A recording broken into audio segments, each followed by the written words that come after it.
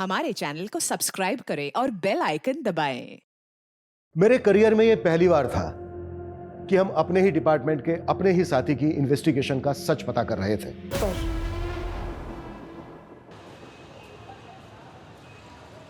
दीप्ति, हरिओम की फाइल लेकर आना।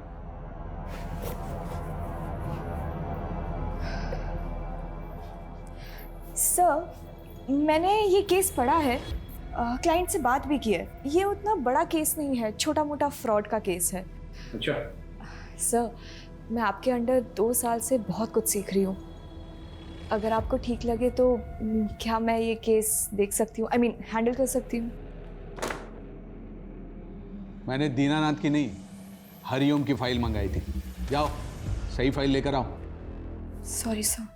2 साल में केस के फाइल के बारे में पता नहीं और केस चाहिए इन्हें।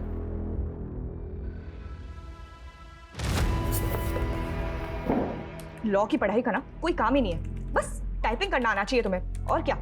इसी के तो पैसे कमा रही हूँ, है ना। मैं इस इंसान को ना मैं छोड़ूंगी नहीं। देखना, इसको अगर छोड़ दिया ना, मेरा भी नाम दीप्ति नहीं है। बताती हूँ मैं इसको। अरे दीप्ति बेटा, इतना गुस्सा लैपटॉप पे? गुस्सा ना पापा मैं अपने सीनियर्स पे निकालूंगी।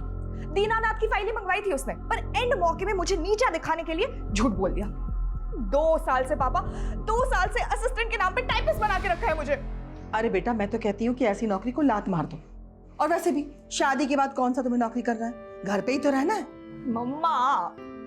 हाँ, जैसे ये आपके साहबजादे पूरा दिन घर में पड़े पड़े मोबाइल से दुश्मनी निकालते हैं। अरे आप घूम फिर के हमारे पीछे क्यों पड़ जाते हैं? पापा, हमारे पास ना एक बहुत बढ़िया बिजनेस प्लान है, बस एक बार फाइनेंसर मिल जाए। कुल 5 लाख रुपए की जरूरत है। अरे एक ख्याली पुलाव से बाहर निकलो और कुछ काम धंधा करो, समझ में आया? आप लेकिन इसके साथ हमेशा ऐसे क्यों करते हैं? हाँ, जब देखो इसके पीछे पड़ जाते हैं। अरे बेटा, छोड़ना क्यों? कहीं और जाओगी तो फिर से शुरुआत करनी पड़ेगी, हैं? यहीं टिकी रहो, आखिर कुछ सीख ही रही हो ना। कुछ जा तो नहीं रहा है आपका? कितना सीखूंगी पापा, अब मुझे केस चाहिए। अरे केस भी मिलेगा, एक दिन इतना केस मिलेगा कि रातों रात तुम्हारा नाम होगा। जज, वकील, क्लाइंट सब तुम्हारे आगे पीछे होंगे।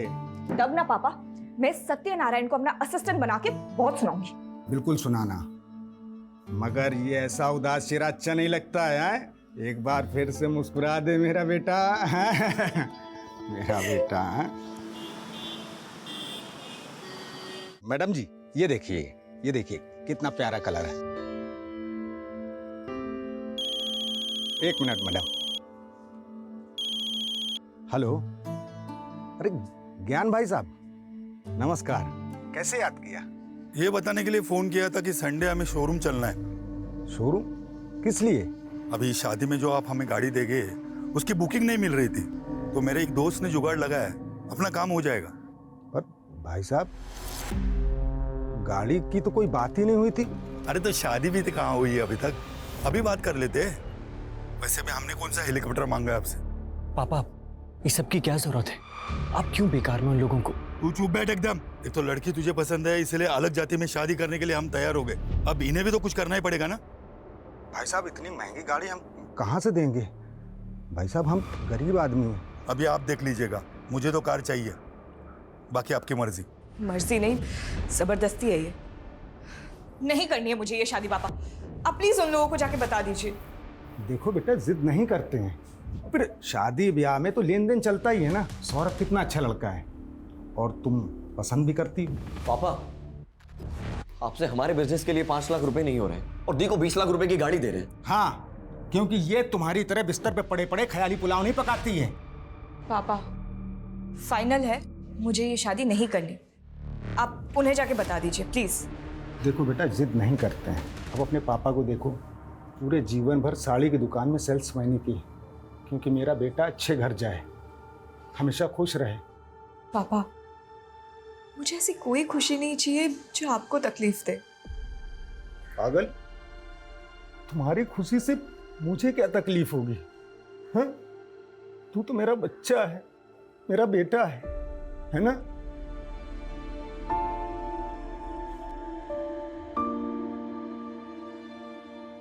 डॉक्टर, 6 साल हो गए हमारी शादी को और 1 साल से तो आपके चक्कर काट रहे हैं, फिर भी बच्चा नहीं हुआ। आप ट्रीटमेंट करवाइए और भगवान पे भरोसा रखिए, सब अच्छा होगा। और लोगों का क्या है, लोग तो बातें करते ही रहते हैं। बाहर वाले क्या, अब तो रिश्तेदार भी हमें ताना मारने लग गए। सब बोलते हैं कि सबको बच्चे हो रहे हैं, बस हमारा ही बच्चा नहीं हो रहा। हम जब मर जाएंगे तो हमारी चिता को आग लगाने वाला भी कोई नहीं होगा।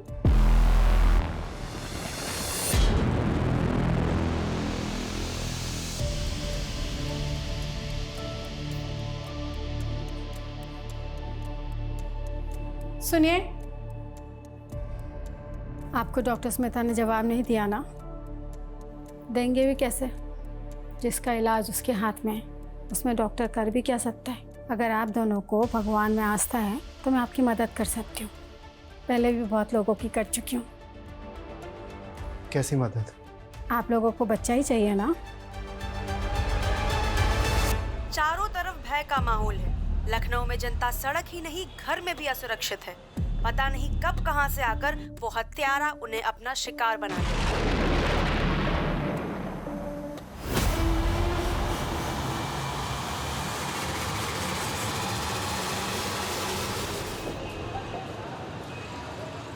सर, मेरे पापा कल दोपहर 2 बजे घर से निकले थे और अभी तक नहीं लौटे। उनका फ़ोन भी स्विच ऑफ है। हमने हमारे रिश्तेदारों से, उनके दोस्तों से, वो जहाँ काम करते हैं वहाँ भी हर जगह पता किया, पर वो कहीं नहीं मिले। मुझे उनके लिए बहुत डर लग रहा है सर। अभी तो 24 घंटे हुए नहीं है। आप एक काम कीजिए, 24 घंटे के बाद आइए। सर, मेरा नाम एडवोकेट दीप्ति वर्मा है। अगर आपके इस 24 घंटे की टाइमलाइन के चलते मेरे पापा को कुछ हुआ ना, तो याद रखिए आपको इसका जवाब कोर्ट में देना होगा। देखिए, 24 घंटे के पहले मिसिंग कंप्लेंट लेना बनता तो नहीं है, लेकिन फिर भी मैं लिख लेता हूँ।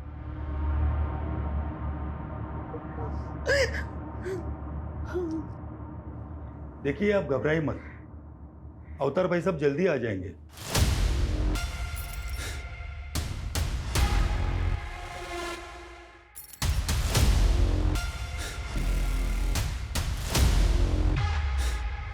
ये सब ना आपकी वजह से ही हुआ है।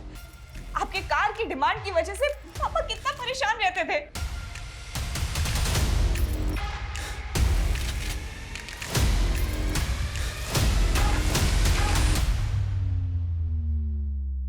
इस लड़के से शादी करना चाहता था, इसे बोलने की तमीज भी नहीं है।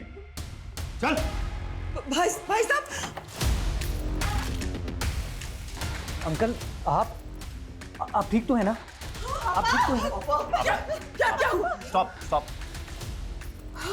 तलाशी लो, पूरे घर की तलाशी लो। तलाशी नहीं है। हाँ? और पापा को क्या हुआ है? मैडम, रुक जाइए, शांति रखिए, आप सबको पता चल जाएगा।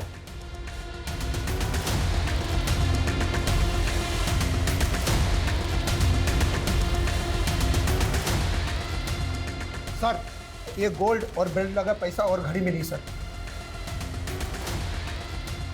एविडेंस को सील करो और इसे वापस जीप में डालो। सर, क्या चल रहा है? पापा को कहाँ लेके जा रहे हैं आप? कुछ बताएंगे आप हमें? मेरे पापा को क्यों पकड़ा हुआ है आपने? आपने उस हत्यारे के बारे में तो सुना होगा ना, जो लखनऊ में इनोसेंट लोगों को मारकर लूटपाट कर रहा है। वो सीरियल किलर। करेक्ट, और वो सीरियल किलर कोई और नहीं, आपके पापा हैं। कुछ भी बोल रहे हैं आप। मेरे पापा एक शरीफ सीधे साधे इंसान ने 7 मर्डर खुद कबूल किए हैं। तो ये जो एविडेंस मिले हैं इसी केस के हैं, जो आपके घर से बरामद हुए।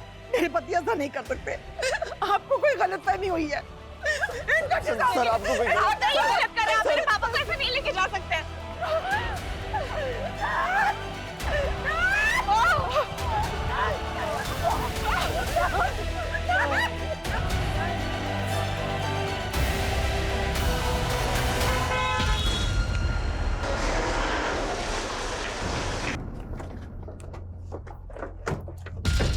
ध्यान से देखिए, ये है वो दरिंदा जिसने 7 मासूम लोगों की हत्या की है। अब कुछ कहना चाहिए इन मर्डर्स के मामले में? क्या आपको कभी किसी पर तरस नहीं आया? जवाब दीजिए, कुछ तो जवाब देकर जाइए। अवतार जी, आपको जवाब देने का जवाब दीजिए। ध्यान से देखिए, सारी की दुकान में काम करने वाला इतना साधारण सा दिखने वाला आदमी 7 मासूम लोगों का हत्यारा है। मेरे पापा जो किसी से ऊंची आवाज में बात तक नहीं करते, आपने उन्हें सीरियल किलर बना दिया। बनाया नहीं है, उन्होंने अपना जुर्म खुद कबूल किया है और खुद सबूत भी बरामद करवाया है। कबूल नहीं किया, करवाया गया है। टॉर्चर करके। सब प्लीज आप। दीप्ति, मैंने ये केस बारीकी से पढ़ा है। सारे सबूत तुम्हारे पापा के खिलाफ है और उन्होंने कन्फेशन भी दिया है। कोई चांस नहीं है। सब मेरी बात सुनिए, ये पूरा केस ही झूठा है। यहाँ पुलिस फाउल प्ले का। मैं ये केस नहीं लड़ सकता, सॉरी। सब बट मेरी। मैडम जी, मैं समझ सकता हूं बड़ा मुश्किल है ये कि पुलिस को पिछले 1 साल से जिस सीरियल किलर की तलाश थी वो कोई और नहीं बल्कि आपके पापा हैं। नहीं है मेरे पापा किलर। मैं कोर्ट जाऊंगी और इस बात को साबित करूंगी, पर हार नहीं मानूंगी। जरूर जाइए दीप्ति जी, ये आपका हक है। पर एक बात याद रखिएगा, कोर्ट में भी ये बात साबित होगी कि 7 लोगों को मारने वाला कोई और नहीं बल्कि आपके पापा हैं।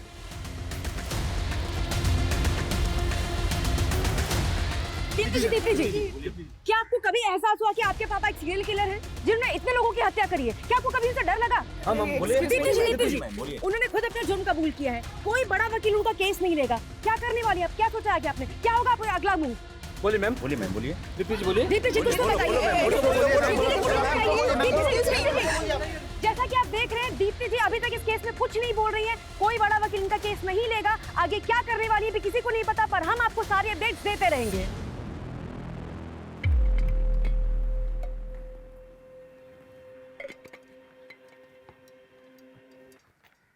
योर ऑनर, पुलिस ने मेरे पिता अवतार वर्मा को 8 अगस्त 2022 को किडनैप किया, टॉर्चर किया और जबरदस्ती उनसे वो जुर्म कबूल करवाए जो उन्होंने किए ही नहीं थे। ऑब्जेक्शन माय लॉर्ड, ये बिना किसी पुख्ता सबूत के पुलिस पर इल्जाम लगा रही है, जैसे पुलिस कोई किडनैपिंग गैंग चला रही है। मिस दीप्ति, आपने अपने पिता की मिसिंग कंप्लेंट लिखवाई थी? ये है मेरे पिता की मिसिंग कंप्लेंट की कॉपी जो हमने लिखवाई थी। बावजूद इसके पुलिस ने हमें 2 दिन तक कुछ इन्फॉर्म नहीं किया। कैसे इन्फॉर्म करता योर ऑनर? अक्यूज ने 2 दिन तक मुंह ही नहीं खोला। कौन है, कहाँ रहता है, क्या करता है? 2 दिन तक वो मेरे पिता से उनका नाम, पता, ये सब जानने के लिए उन्हें टॉर्चर करते रहे। जब पुलिस मेरे पिता को घर पे लेके आई थी तो उनकी क्या हालत थी? वो अपने पैरों पे चल भी नहीं पा रहे थे। कौन है आपका गवाह? माय लॉर्ड, मैं कोर्ट को उनकी लिस्ट दूंगी, पेशी करवाऊंगी उनकी। दीप्ति जी, कोर्ट में मनगढ़ंत कहानियां नहीं, सबूत चलते हैं जो अवतार वर्मा के खिलाफ पुलिस के पास और जो कोर्ट में पेश किए गए हैं। कौन से सबूत? वो गोल्ड क्यूब, घड़ी, पैसे जिसमें खून लगा हुआ था, जो खुद पुलिस ने हमारे घर पे प्लांट किया है। क्योंकि ऑनेस्टली ना उनके पास फोरेंसिक टीम थी और ना ही सर्च वारंट। सर, वारंट और फोरेंसिक रिपोर्ट के लिए हमने बोला था, लेकिन उसमें लेट होने वाला था। हमें एविडेंस को सिक्योर करने थे और डर था कि एविडेंस के साथ छेड़छाड़ की जा सकती है। अच्छा, इसीलिए उनको पूरे परिवार को हॉल में बंधक बनाना पड़ा और पुलिस खुद बेडरूम में जाके सबूत लेके भी आ गई। एविडेंस कलेक्शन की कोई रिकॉर्डिंग नहीं की गई। सर, रिकॉर्डिंग भी की है और कोर्ट में सबमिट भी किया है। I object your honour. यहाँ जिस रिकॉर्डिंग की बात हो रही है वो पुलिस ने खुद की है, किसी ऑथराइज्ड वीडियोग्राफर के थ्रू नहीं हुई है। वाह दीप्ति जी वाह, कभी आप कहती है कि रिकॉर्डिंग हुई नहीं है, फिर आप कहती है कि पुलिस ने रिकॉर्डिंग कर ली है, ऑथराइज वीडियोग्राफर ने रिकॉर्डिंग नहीं की। आपका ऑब्जेक्शन किस बात पे है? वीडियो की क्वालिटी पे? क्या अच्छा नहीं दिख रहा है? दीप्ति जी, अगर हम मान भी ले कि आपके पिता इनोसेंट हैं, फिर भी पुलिस के पास क्या कारण है कि वो उन्हें झूठे केस में फंसाएगी? अपने रेपुटेशन को बचाने के लिए। हम सबको पता है पिछले 1 साल से पुलिस किलर को नहीं पकड़ पाई है। फिर अचानक एक दिन उन्होंने मेरे पापा को पकड़ा और जेल में डाल दिया, जबकि एक्चुअली सीरियल किलर अभी तक बाहर घूम रहा है। 7 लोगों का मर्डर हुआ है। सच का जानना जरूरी है, जो पुलिस इन्वेस्टिगेशन में सामने नहीं आ पाया है। ये कोर्ट ऑर्डर देती है कि इस केस की जांच क्राइम ब्रांच से करवाई जाए ताकि सच जनता के सामने आ सके। Court dismissed. पुलिस की साख जो पहले से दांव पर थी, कोर्ट के फैसले से उसे बड़ा झटका लगा है। सीरियल किलर केस जांच में गड़बड़ी के आरोप के बाद केस क्राइम ब्रांच को सौंप दिया गया है, इस उम्मीद के साथ कि सच सामने आएगा। जो किलर पिछले 1 साल से पूरे शहर के लिए खौफ बना हुआ था, पुलिस की नींद उड़ाई हुई थी, किशन और अनीता के मर्डर के 2 घंटे बाद ही इतनी आसानी से उसको अरेस्ट कर लिया तुमने। कैसे? आसानी से नहीं सर, पिछले 1 साल से दिन रात एक कर रखा था हमने।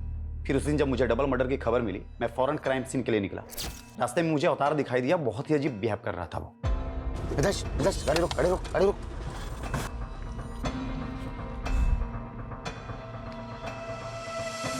उसके कपड़ों पर खून लगा हुआ था।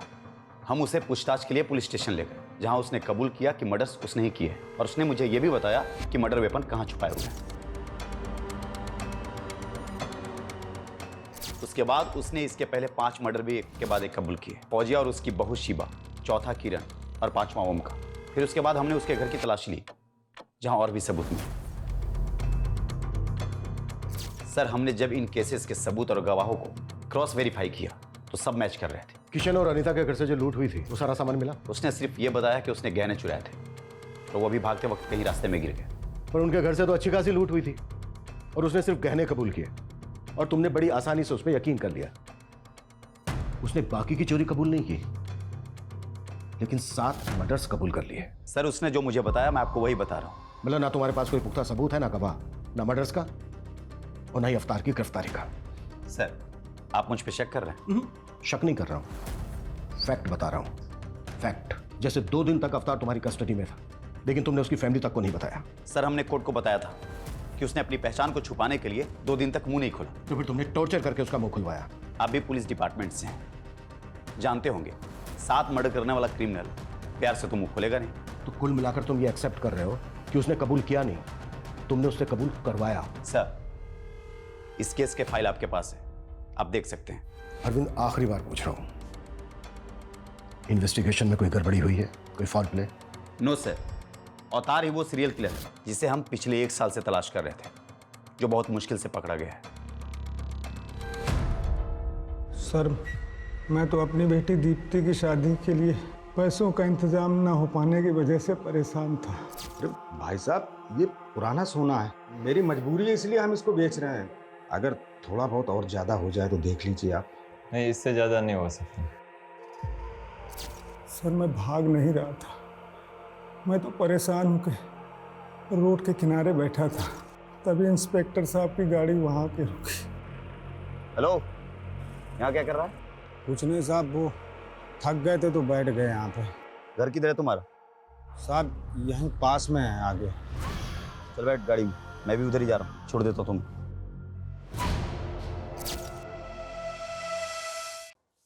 पीआई अरविंद का कहना है कि जब उन्होंने आपको पकड़ा तो आपके कपड़ों पर खून लगा था। किशन और अनीता के खून से सने वो कपड़े उन्होंने हमें दिए हैं, तो फिर वो खून कहां से आया? सर, ये तो हमें नहीं मालूम सर। वो मुझे पकड़ के थाने ले गए और वहाँ उन्होंने हमारे सारे कपड़े उतरवा दिए और साहब 2 दिन तक हमारे साथ मारपीट करते रहे। बोले कि मैं जो कहता हूँ वो कबूल करो। चल पैंट खोल। अरे साहब,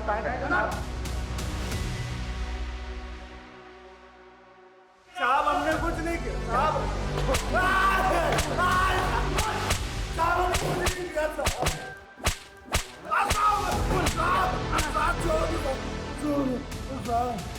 अबे कबूल कर ले, वरना यहाँ से जिंदा नहीं जाता। अगर मैं कबूल नहीं करता तो सच में वो मुझे जान से मार देते साहब। किशन और अनीता के मर्डर के अलावा आपने 5 और मर्डर कन्फेस किए। ये तो मुझे पता भी नहीं था साहब। वो जहाँ बोलते गए मैं साइन करता गया। मुझे नहीं पता था कि वो मुझे सीरियल किलर बना देंगे साहब। और फिर वहाँ से वो मुझे मेरे घर ले गए। अंदर से वो घड़ी, सोना और रुपए निकाल के लाए और साहब मुझे झूठे केस में फंसा दिया। लेकिन वो ऐसे क्यों फंसाएंगे? उनकी कोई दुश्मनी है आपके साथ? साहब, मेरी किसी से दुश्मनी क्यों होगी? मैं तो एक साड़ी की दुकान में मामूली सा सेल्समैन हूँ। मैंने जीवन में कभी चूहे नहीं मारे और मैं 7 खून क्यों करूँगा साहब? मैं क्यों करूँगा 7 खून? मेरी वजह से मेरी बेटी की शादी टूट गई साहब। इससे ज्यादा बुरा क्या होगा साहब? इससे ज्यादा मेरे लिए और क्या बुरा होगा? घबराइए मत। अगर आप सचमुच निर्दोष हैं, कुछ नहीं होगा आपके साथ। हम बारीकी से जांच करेंगे। एक तरफ तुम कह रही हो कि तुमने ठीक से कुछ देखा नहीं, अंधेरा था, ऐसा था, वैसा था। इसके बावजूद तुमने पुलिस को बयान दे दिया कि तुमने अवतार को किरण का मर्डर करके उसके घर से भागते हुए देखा। क्यों? सर मैंने उसे मर्डर करते हुए नहीं देखा था, मैंने बस किसी को भागते हुए देखा था। और ये बात मैंने जब किरण का मर्डर हुआ तो पुलिस को बताई थी। उन्होंने मुझे एक फ़ोटो दिखाई और बताया कि तुमने जिस आदमी को देखा वो यही था। मुझे लगा अच्छा है पकड़ा गया। तुमने अपने भाई के किलर को देखा था? जी सर। ये वो हो सकता है सर, क्योंकि उस दिन मैं दुकान बंद कर रहा था और भैया गलियों में आगे निकल गए थे और जैसे मैंने उनकी चीखें सुनी, पीछे मुड़ के देखा तो एक आदमी भागता हुआ जा रहा था।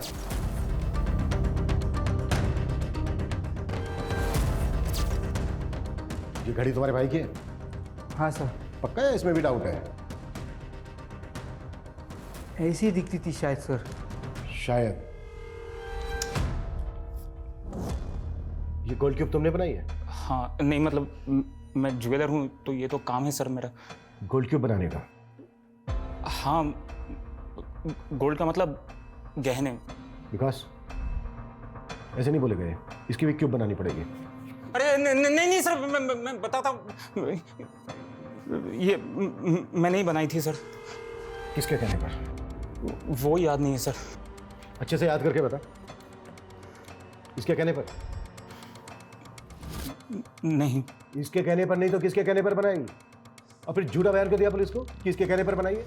अरे सर, ये क्यूब पुलिस ने ही बनवाई थी सर, और झूठा बयान भी पुलिस ने ही दिलवाया था। चल। क्या हो गया सर? चल बता। अरे सर, मैंने कुछ नहीं किया सर। अरे समझो सर बात को सर। मेरे करियर में यह पहली बार था कि हम अपने ही डिपार्टमेंट के अपने ही साथी की इन्वेस्टिगेशन का सच पता कर रहे थे, लेकिन लगातार पड़ला अवतार की तरफ झुकता जा रहा था। बावजूद इसके जांच में अभी तक सब कुछ 50-50 था।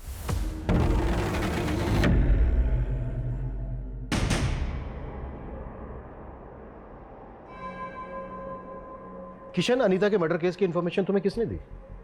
ऑफिशियल या फिर कोई पर्सनल सोर्स था? उससे क्या फर्क पड़ता है सर? बताता हूं।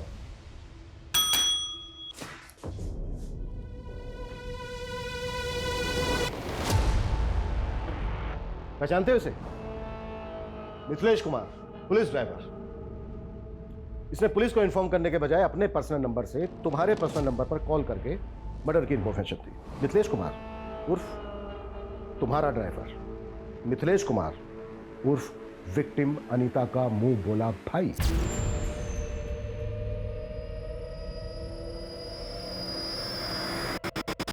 हाँ, तो इसे डायरेक्ट पता चला और इसने मुझे डायरेक्ट कॉल किया, तो इसमें क्या हो गया? हुआ ये कि क्राइम सीरियल किलर की तरह किया गया, और अगर ये उसी ने किया है तो वो एक बार फिर तुम्हारे हाथ से निकल गया। तुमने ये भी जानने की कोशिश नहीं की कि किसी ने सीरियल किलर की कॉपी करके फायदा उठाने की कोशिश तो नहीं की। तुमने बस आनन फानन में अवतार को उठाया और एक डबल मर्डर केस को सीरियल किलर केस से जोड़ दिया, सिर्फ इसलिए कि पिछले 1 साल से सीरियल किलर की हड्डी जो तुम्हारे गले में अटकी थी किसी ना किसी तरह से वो निकल जाए, बस। सर, ऐसा कुछ भी नहीं। अच्छा, एक बात बताओ, देशराज मर्डर केस में जो सीसीटीवी फुटेज है उसमें किलर का चेहरा नहीं दिख रहा, फिर तुमने ये कैसे डिसाइड कर लिया कि वो अवतार है? सर, मैंने डिसाइड नहीं किया, अवतार ने खुद कबूल किया था। ठीक वैसे ही ना जैसे कि उसने बाकी के मर्डर्स कबूल किए। ये अवतार की मेडिकल रिपोर्ट 1 महीने से ज्यादा हो गया है, उसकी अंदरूनी चोट भरी नहीं है, अभी तक बरकरार है। ऑप्शन क्या था उसके पास? अगर वो कबूल नहीं करता तो शायद तुम उसको कस्टडी में ही मार देते। सर, अवतार ने अनीता और किशन का मर्डर किया है और मर्डर वेपन उसने खुद बरामद करवाया। वही रोड ना जिसमें ब्लड के निशान तक नहीं है, फिंगरप्रिंट्स की तो बात ही कुछ और है। सर, उसने जानबूझ करके रॉड को पानी की टंकी में छुपाया था ताकि ब्लड और फिंगरप्रिंट्स दोनों धुल जाए। वाह, किलर तो बहुत स्मार्ट है और सेम टाइम पर बेवकूफ भी, क्योंकि उसने चोरी के गहने बेचने के बजाय उनकी गोल्ड क्यूब बनवाकर अपने घर में रख लिया। किरण मर्डर केस की विटनेस माला, उसने तुम्हें नहीं बताया बल्कि तुमने उसे बताया कि उसने जिस भागते हुए आदमी को देखा था वो अवतार है। ठीक वैसे ही जैसे ओम के भाई दिनेश को तुमने बताया कि उसने भी जिस भागते हुए आदमी को देखा था वो अवतार है। इन दोनों ने तो अवतार को पहचाना भी नहीं। मर्डर के वक्त जो उन्होंने स्टेटमेंट दी थी उसमें भागते हुए आदमी को अवतार के साथ रिप्लेस करके उसे बयान की शक्ल देकर उनके स्टेटमेंट पर साइन ले लिए। दिनेश ने अपने भाई की घड़ी तक को नहीं पहचाना है।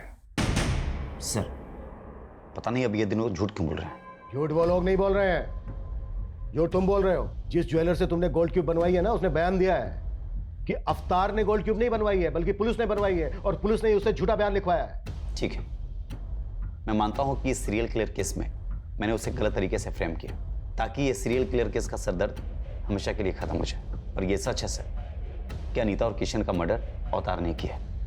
बस कर अरविंद, बस कर, कुछ तो शर्म कर यार।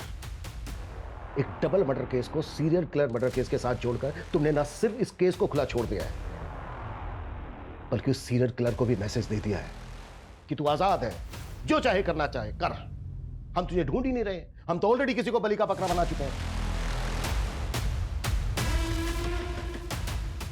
जा सकते हो तुम, सस्पेंशन लेटर बहुत जल्द तुम्हें मिल जाएगा। सर मैं सच बोल रहा हूं, अवतार ने ही अनीता और किशन का मर्डर किया। Please go. Okay sir. Sir अगर अवतार ने किशन और अनीता का मर्डर नहीं किया तो फिर किसने मारा होगा उन लोगों को? रिपर ने? शायद सीरियल किलर नहीं किया हो। क्या ये भी हो सकता है कि किसी ने बहती गंगा में हाथ धो लिया हो? मे बी वो अवतार भी हो सकता है। विकास, ये पहले के 5 मर्डर काफी पहले हुए हैं और ये दोनों मर्डर्स अभी अभी हुए हैं। हो सकता है क्राइम सीन से हमें कुछ मिल जाए। हमें इस केस पर आज से ही, बल्कि अभी से लगना होगा। केस से रिलेटेड जो भी मटेरियल है उसकी अच्छे से जांच करनी होगी, और जरा पता करो कि अवतार का अनीता और किशन के साथ कोई कनेक्शन है क्या। Okay sir.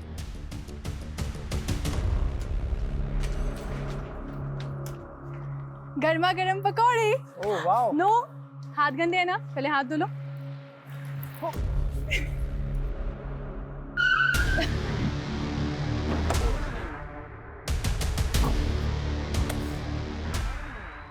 ये तो किशन और अनीता का घर है, तुम लोग क्या कर रहे हो यहाँ पे? उनका घर था, अब ये हमारा घर है, और हमसे ही पूछ रहे हैं हमारे घर में कि हम कौन है।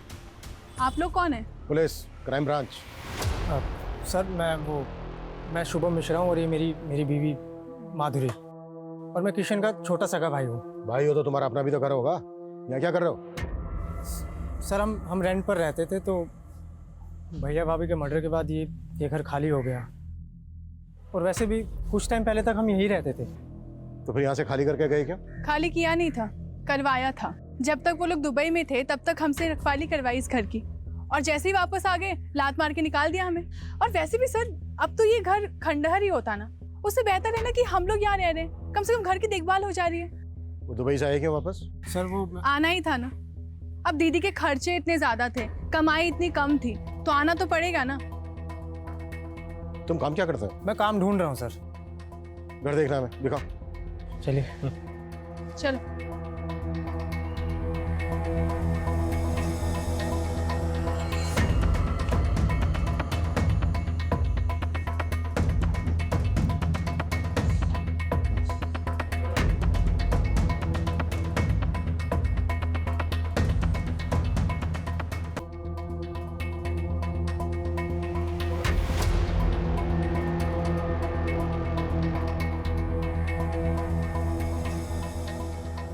बॉडीज को तुम लोगों ने पहले देखा था?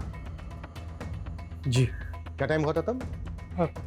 यही कुछ 11:30 के आसपास का। रात के 11:30 बजे तुम लोग यहाँ क्या करने आए थे? जी हम यहाँ नहीं आए थे, हम लोग खाना खाकर टहलने के लिए निकले थे, तो देखा कि दरवाज़ा खुला हुआ है, तो मैंने सोचा अंदर चल कर देखता हूँ। किशन और अनीता की किसी के साथ कोई दुश्मनी थी? उनकी किसी से क्या दुश्मनी होगी?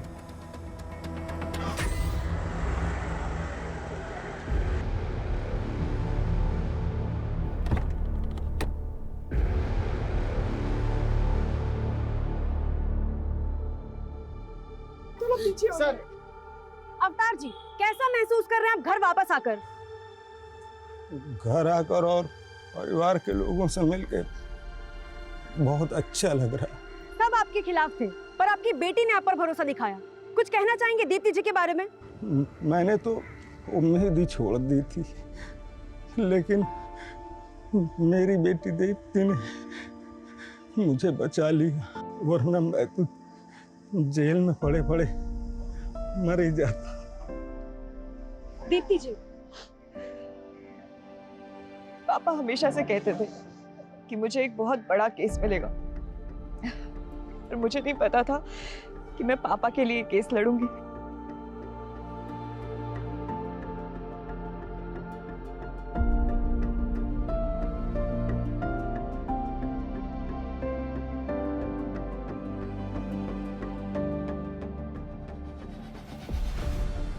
चुप हो जा बेटा। सारी जिंदगी तेरे पापा ने तेरे लिए संघर्ष किया, लेकिन आज तूने उनका कर्ज चुका दिया बेटा। नहीं माँ, मैं मर भी जाऊं ना तो पापा का कर्ज कभी नहीं चुका सकती।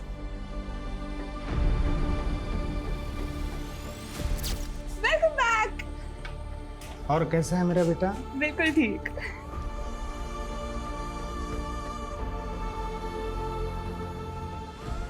आज आने में आपने कुछ ज्यादा देर नहीं कर दिया?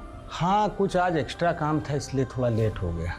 वैसे पापा, सैटरडे संडे को आपको ऐसा क्या काम होता है? बेटा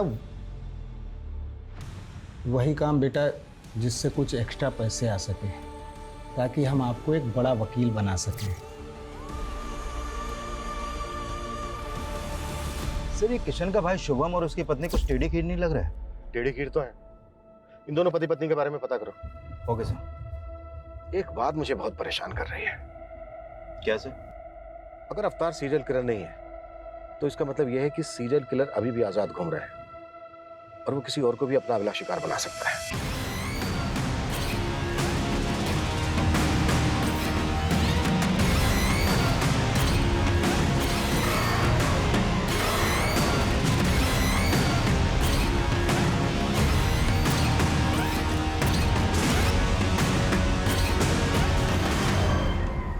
सर, शुभम के बारे में इंक्वायरी करते हुए पता चला कि जब वो पहले किशन के घर पे रहता था तो उसका आए दिन किसी से बहुत झगड़ा होता था। लेकिन किशन और अनीता तो दुबई में रहते थे, तो फिर झगड़ा किसके साथ होता था? उसी से, जो शुरू से इस केस में कुछ ज्यादा इंटरेस्ट ले रहा है। मिथिलेश, सर मेरा कोई पर्सनल इंटरेस्ट नहीं था। वो तो पिछली बार दीदी जब राखी पर इंडिया आई थी तो उन्होंने बोला था मुझे। अरे राणा बेटा इधर आओ, देखो मैं तुम्हारे लिए क्या लेकर आया। थैंक यू ताऊ जी। एक मिनट, ये गिफ्ट तुम्हारी है? हाँ। नहीं तो भैया, जब हम दुबई में हो ना तो आप यहाँ पर चक्कर लगाते रहा करो। अरे शुभम रह तो रहा है यहाँ पर। यही तो दिक्कत है कि वो रह रहा है। मुझे तो डर लग रहा है कि हमारे जाने के बाद वो इस घर पे कब्जा कर लेगा। अनीता के फ्रिज में चिकन था, ये पता है तुम्हें? हाँ सर, वो मेरे सामने ही सीज किया था उन्होंने। फॉरेंसिक की रिपोर्ट में आया कि उस चिकन में जहर मिला था, चूहे मारने की दवाई। और तुम और अरविंद तो अवतार को सीरियल किलर बनाने पर तुले हुए थे। आई एम श्योर वो रिपोर्ट किसने देखी तक नहीं होगी। लेकिन सर, वो चिकन तो दीदी जीजाजी ने नहीं खाया था। ये तुम्हें कैसे पता? क्योंकि उसी रात दीदी ने मुझे फोन कर चिकन खाने के लिए बुलाया था। व्हाट? अनीता तुम्हें जहर देकर मारना चाहती थी? हो सकता है सर दीदी को पता ही ना हो कि चिकन में जहर है, क्योंकि वो चिकन दीदी ने नहीं बनाया था। फिर देकर गया था। कौन देकर गया था? सर आप किसकी बात सुन रहे हैं? मुझे तो लगता है कि इसी ने मेरे भैया और भाभी को मारा है और अब मुझे जेल भिजवाकर इस घर पर कब्जा करना चाहता है। मतलब? दीदी इतनी परेशान हो तो मेरे बच्चे को गोद ले लो। सर ऐसा तो मैंने दीदी का दिल रखने के लिए कहा था। ऐसे कोई किसी को अपना बच्चा देता है क्या? आप इससे पूछिए ना, ये जहरीला चिकन क्यों लेकर आया था? सर वो चिकन हमने भी खाया था, लेकिन हम तो नहीं मरे ना। वो तो मुझे माधुरी ने बोला था कि जाकर भैया भाभी को दे दो। मेरी मत मारी गई थी जो मैं उन्हें देने के लिए चला गया। तो ये सारी की सारी प्लानिंग तुम्हारी थी? सही मैंने अपने बच्चे के लिए किया था। मुझे लगा था कि उनके ना तो बच्चे हैं और ना होंगे, और कल को ये घर मेरे बेटे को मिल जाएगा। लेकिन फिर वो अपने बच्चे के लिए इलाज करवाना शुरू कर दिया वो लोग ने। माधुरी तुमने क्या किया? बंद करो ये ड्रामा, लेके चलो दोनों को, वहां खबर लेते हैं इनकी। सर आप मेरी बात तो सुनिए। और तो ये मत सोचना कि तू बच गया है। सीरियल किलर की एक एक डिटेल बता दी तुझे। किशन और अनीता का मर्डर बिल्कुल वैसा ही हुआ है। मैंने ऐसा कुछ भी नहीं किया सर। अगर किया है तो सोच ले, नौकरी तो जाएगी जाएगी, अंदर भी जाएगा, वो भी लंबा। सर अगर वाकई में अनीता और किशन के डबल मर्डर्स में इनका हाथ हुआ तो हमारी मुश्किलें और भी बढ़ने वाली हैं, क्योंकि वो सीरियल किलर यानी कि रिपर अभी भी खुलेआम घूम रहा है।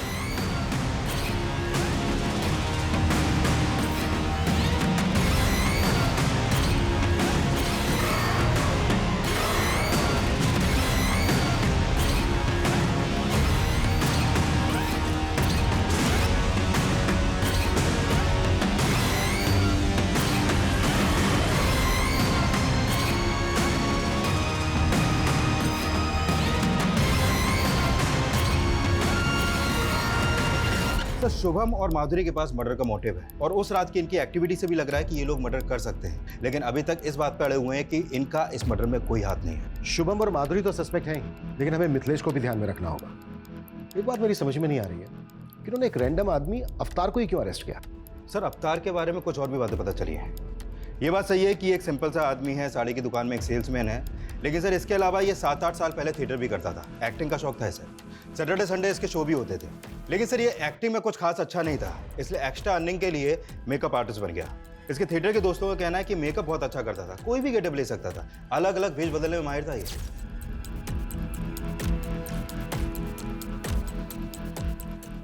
सर, आपने अभी की ब्रेकिंग न्यूज देखी? क्या न्यूज है? सर ये तो बच्चा है, माइनर है। इसकी हालत देख के लगता नहीं है कि ये किसी बच्चे को भी कंट्रोल कर सकता है। सर मुझे लगता है कि भीड़ ने गुस्से में आके फिर एक बच्चे की जान ले ली। सिचुएशन को कंट्रोल करना पड़ेगा। इस रिपर ने पूरे शहर को पैनिक कर दिया है। लोग इतने डरे हुए हैं कि किसी की भी जान लेने पर उतार हुए हैं। सर, अनीता और किशन के कॉल रिकॉर्ड आ गए हैं। उनके कॉल रिकॉर्ड में किसी बाबा का नंबर तो नहीं मिला है, लेकिन एक नंबर है जिस पर मर्डर वाले दिन किशन ने कई बार कॉल किए हैं और लास्ट कॉल रात 11 बजे के आसपास हुई है। कौन है वो? राधा। सर ये उसी क्लिनिक में नर्स है जहां पर किशन अनीता का इलाज करवा रहा था। मर्डर वाली रात इन दोनों की लोकेशन किशन के घर के आसपास की थी।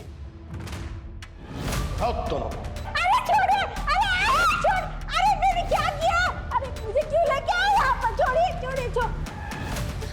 सब मुझे यहाँ क्यों लेके आए? मैंने क्या किया है? सब पता चल जाएगा। उधर देखो मुकेश। गुड, काफी समझदार हो तुम। अब डायरेक्टली पूछ रहा हूं, मार खा के बोलोगे या फिर बिना मार खाए? बोलो। सर, अनीता और किशन मुझे क्लिनिक में मिले थे। अगर आप दोनों को भगवान में आस्था है तो मैं आपकी मदद कर सकती हूँ। कैसी मदद? सर, क्लिनिक ऐसी जगह थी जहाँ पर लोग बच्चे के लिए कितना भी पैसा लुटाने के लिए तैयार होते थे। मैं उन्हें बाबा की पट्टी पढ़ाती थी और फिर हम मिलकर उनको पूजा पाठ के नाम पर पैसे निकलवाने की कोशिश करते थे। पापा, बच्चे को देखने और माँ सुनने के लिए मेरे कान तरस गए हैं। हमारे पास सब कुछ है, लेकिन वो किस काम का जब औलाद ही नहीं है। औलाद हो जाएगी, पर उसके लिए पूजा करनी होगी, वो भी पूरी श्रद्धा के साथ। मैं करूंगी बाबा। ऐसी पूजा से हम 50,000 तक निकला लेते थे। जब वो दोनों पैसे देने के लिए तैयार थे तो फिर उन दोनों को मारा क्यों? हमने उन्हें नहीं मारा सर। ड्रामा मत करो, क्योंकि ये पता चल चुका है हमें, तुम दोनों गए थे वहां पर। हम वहाँ पर सिर्फ पूजा करने के लिए गए थे सर। हमारे पहुँचने से पहले वहाँ पर कांड हो चुका था। हमने सिर्फ चोरी की है, किसी को मारा नहीं है सर। चोरी का सामान कहाँ है? सर, हमारे पास है, हम दे देंगे, हम सब दे देंगे सर। पता ही ज़्यादा कीमती है, लेकिन चोरी की है ना, 8 से 10 लाख रुपए मिलेंगे। चाहिए तो बोलो, नहीं तो रखो।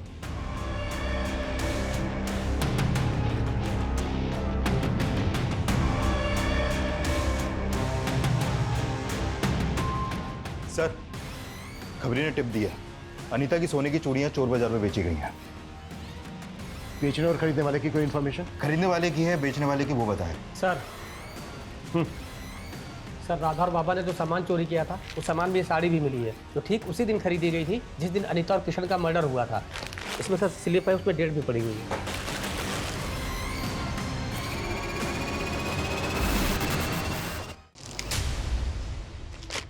हाँ सर, ये साड़ी हमारी दुकान से खरीदी गई है, लेकिन इसका फॉल लगाने के बाद घर भेजनी थी, इसलिए उस दिन दुकान बंद होने के बाद हमने भेजी थी। दुकान कब बंद होती है आपकी? दुकान 9 बजे बंद हो जाती है साहब, लेकिन सब समेटते समेटते 10 बज जाते हैं। इस साड़ी को देने कौन गया था?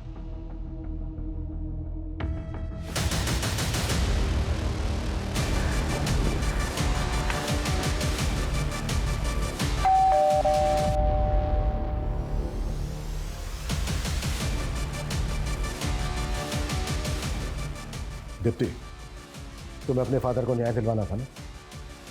मिल जाएगा। मतलब? मतलब ये खुद बताएंगे।